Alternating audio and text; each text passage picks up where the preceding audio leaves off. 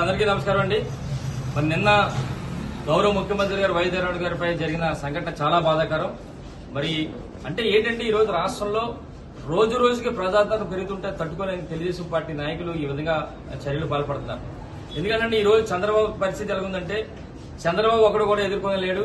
దానికి తోడు జనసేనని జత చేసుకుని బీజేపీని జత చేసుకున్నప్పటికీ కూడా ఈ రోజు సిద్ధం సభలతో బ్రహ్మాండంగా ఉండి మరి అలాగే బస్సు యాత్ర ద్వారా ప్రజాదరణ రోజు రోజుకి పెరుగుతుంటే తట్టుకోలేకపోతున్నాడు చంద్రబాబు నాయుడు.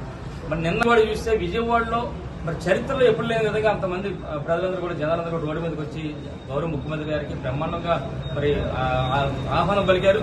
అది తట్టుకోలేక ఈ విధంగా చేస్తారు. గతంలో కూడా కత్తితో దాడి చేయడం జరిగింది. ఈ రోజేమో మళ్ళీ ఈ విధంగా చేస్తారంటే ఈ విధంగా దుర్మార్గ పరిపాలన వీళ్ళందరూ కూడా అంటే గత తెలుగుదేశం ప్రభుత్వ హయాంలో ఈ విధంగా చేశాడు.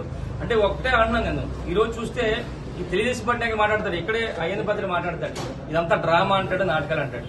అసలు ఒకటే అంటున్నా పచ్చకాపుల చోడికి లోకంతా పచ్చగా పడుతుంది. ఎందుకంటే గతంలో అలిపిరిలో కూడా జరిగిన సంఘటన ఒకసారి ఆలోచిస్తే మరి అది ఏం జరిగింది, అది కూడా మీరు నాటకాలు ఆడారా డ్రామాలు ఆడారా చెప్పాలి. అయ్యన్న పత్రుడు మరి దోపిడీల గురించి మాట్లాడతాడు. అయ్యన్న పత్రుడు చూస్తున్నాం.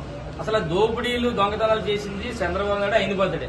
మీరు ఈ విధంగా మాట్లాడడం చాలా విడ్డూరంగా ఉంది. ఏదైనప్పటి కూడా ఈ రోజు ఒకసారి అయ్యన్న పత్రుడు తెలుసుకోవాలి. ఇంతకుముందు కోడికత్తి అన్నప్పుడు కూడా అది కూడా డ్రామా అన్నాడు. ఒకసారి అప్పుడు అన్నాను నేను, ఒకసారి కోడికత్తితో సారి పేక మీద నువ్వు ఎలా లైఫ్కో ఎలాగుంటో తెలుస్తాను. ఇప్పుడు కూడా అలాగే నీకు కావాలంటే ఒకసారి రాయితో కొట్టించుకో ఎలాగుంటుందో బాగా తెలుస్తుంది.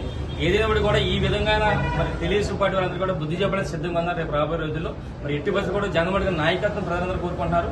మరి రేపు మే 13వ తారీఖున భారీ ఎత్తున రాష్ట్ర వ్యాప్తంగా ప్రజలందరూ కూడా జగన్మోహన్ గారిని ముఖ్యమంత్రి చేసుకుంటారు. మరి ఎట్టి బస్సులు కూడా ఈ విధమైన చర్యలు చేపడుతున్నారు కనుక మీరందరూ కూడా ప్రజలు బుద్ధి చెప్తారని చెప్పి మీ ద్వారా తెలియపరచడం జరుగుతుంది. జై జగన్.